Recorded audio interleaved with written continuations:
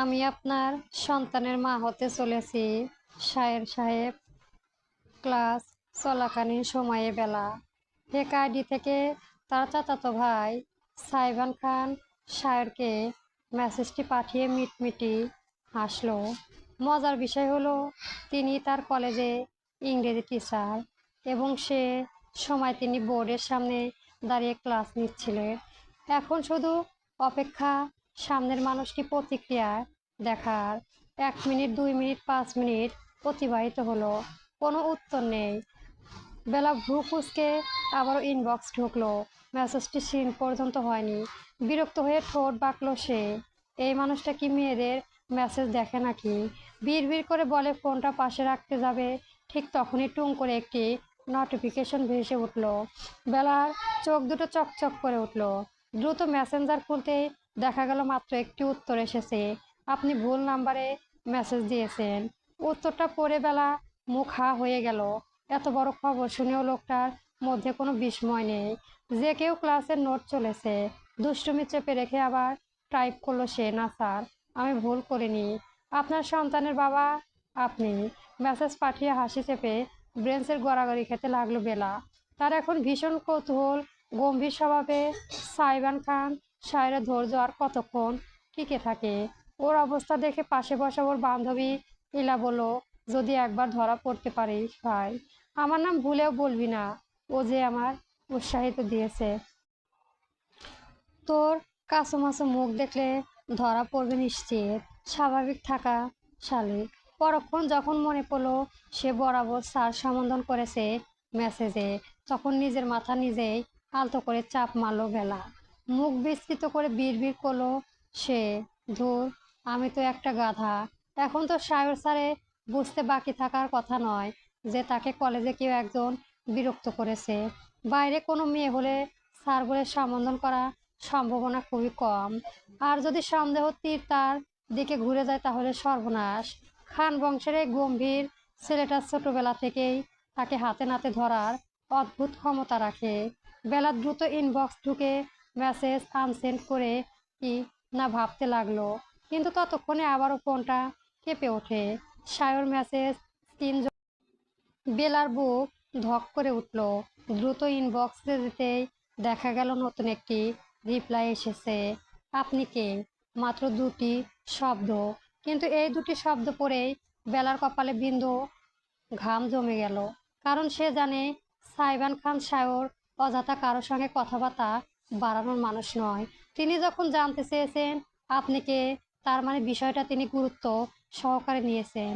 বেলা কয়েক সেকেন্ড স্ক্রিনের দিকে তাকিয়ে রইল, তারপর সাহস করে লিখল, আমি কে সেটা গুরুত্বপূর্ণ নয়। গুরুত্বপূর্ণ হলো আপনার সন্তানের ভবিষ্যৎ। মেসেজটি পাঠিয়ে নিজের মুখ চেপে ধরল সে। হাসি থামছে না। ক্লাসের মাঝখানে বসে এমন কাণ্ড করেছে ভাবতেই নিজের উপর অবাক লাগছে তার। কিন্তু পরের মেসেজটা আসতেই তার হাসির মুহূর্ত উধাও হয়ে গেল। সায়র লিখেছে, তোর কয়টা সন্তান দিয়েছি তোমার পেটে? টুইং বেবি হবে তো। আমার ডিএনএ কিন্তু খুবই স্ট্রং। আলট্রাসোনোগ্রাফি করে রিপোর্টটা নিয়ে সোজাসুজি আমার সঙ্গে মিট করবে কেমন? মেসেজটা পড়ে সে যেন রাগেও বিস্ময় স্তব্ধ হয়ে গেল। মনে হলো শরীরের সব রক্ত একসাথে মাথায় উঠে গেছে। চোখ বড় বড় করে স্ক্রিনের দিকে তাকিয়ে রইল সে। এই লোকটা এতটা ঠোঁট কাটা সে তো আগে জানতো না। সব মেয়েদের সঙ্গে কি এভাবে কথা বলে নাকি এই লোকটা? ওর ভাবনার মাঝে সামনে থেকে সায়র ডেকে ওঠে, লাস্ট বেঞ্চ মিস বেলা, আপনি দাঁড়ান। একটু আগে আমি কি বুঝেছি সে সম্পূর্ণ পড়াটা এখন আমাকে বলবেন? বেলা চমকে গেল। দ্রুত ফোনটা ব্যাগে লুকিয়ে ফেললো। বুক ধড়ফড় করছে। সে ধীরে উঠে দাঁড়ায়। ক্লাসের সব চোখ এখন তার দিকে। সায়রে এক দৃষ্টিতে তাকিয়ে আছে। চোখে কোনো রাগ নেই, কিন্তু এমন একটা গম্ভীর্য। সায়র আবার বলল, সংসেজে দাঁড়িয়ে থাকবে বলবি? সম্পূর্ণ পড়াটা বলবে এখন।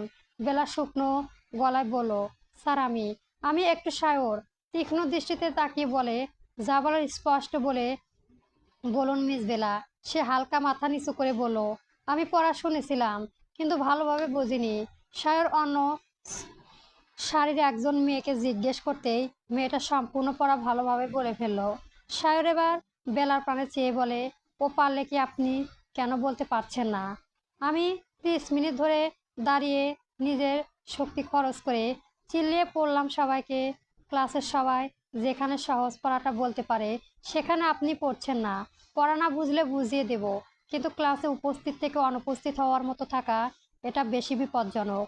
আপনি লো ব্রেঞ্চের উপর কান ধরিয়ে থাকুন, ক্লাস শেষ না পর্যন্ত এভাবে থাকবেন, আর আগামীকাল থেকে প্রতিদিন আপনি ফার্স্ট বেঞ্চে বসবেন। বেলা মিটিমিটি বলল, স্যার প্লিজ আগামীকাল থেকে শিখে আসবো।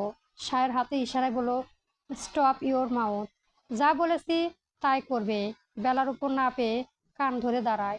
ব্রেঞ্চের উপর দাঁড়াতেই সায়ের চলে যায়, আর এদিকে বেলা সায়েরকে মনে মনে ইচ্ছে মতো বকতে থাকে। শালা বদ মেজাজি লোক, মুখে জন্মের পরও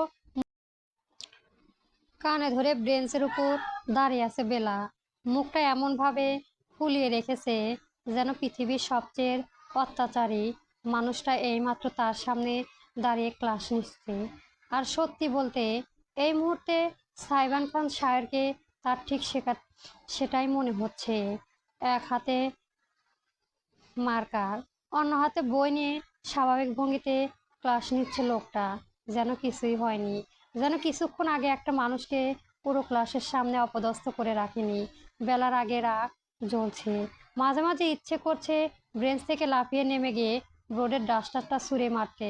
অবশ্য ইচ্ছেটা বাস্তবে পরিণত করার সাহস তার নেই, কারণ সে খুব ভালো করে জানে তারপর কি হবে। সাইবান খান সাহেব তাকে জীবন্ত গিলে খাবে।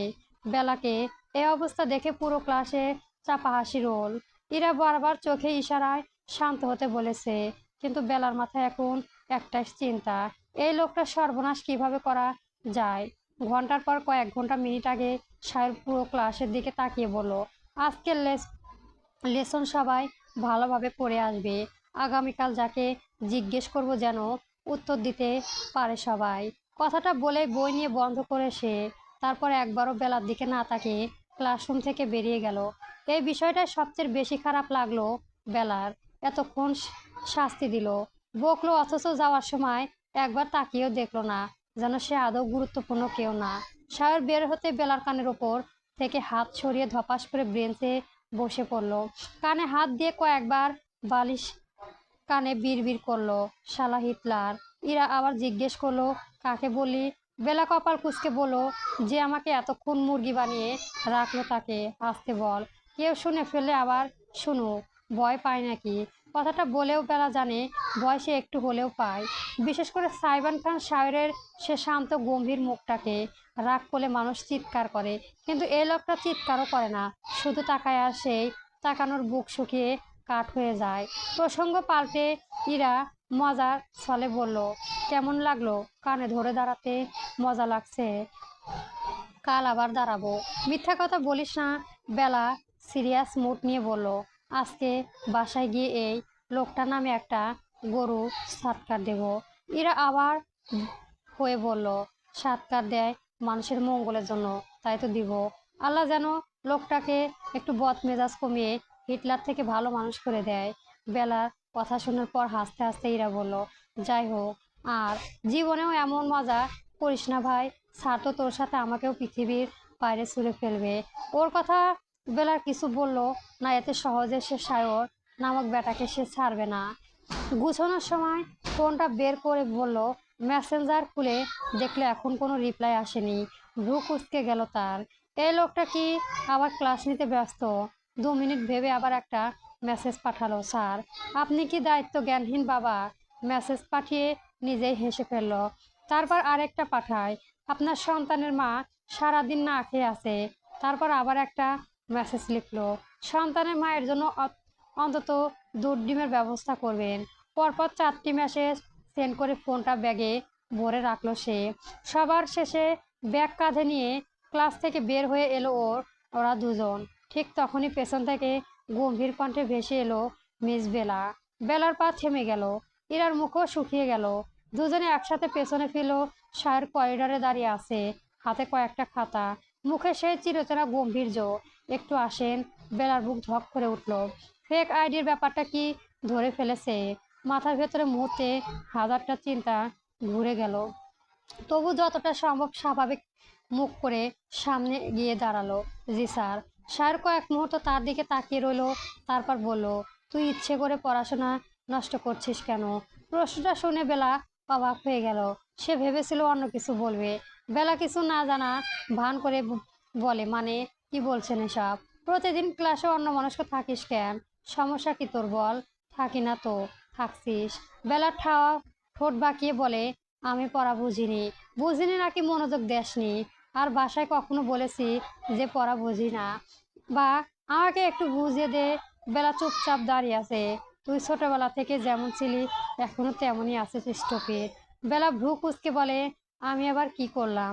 সায়র আবার বলো, জীবনটা সবসময় তোর পছন্দ মতোই চলবে না। কিছু বিষয় দায়িত্ববোধ থেকে করতে হয়। পড়াশোনা ইচ্ছে না থাকলেও বলিস তোর পড়াশোনা অফ করে দেব। বেলা হঠাৎ বিরক্ত লাগে। সে মুখ গোমড়া করে বলল, আমার বাবা আছে, উনি এসব বুঝবে।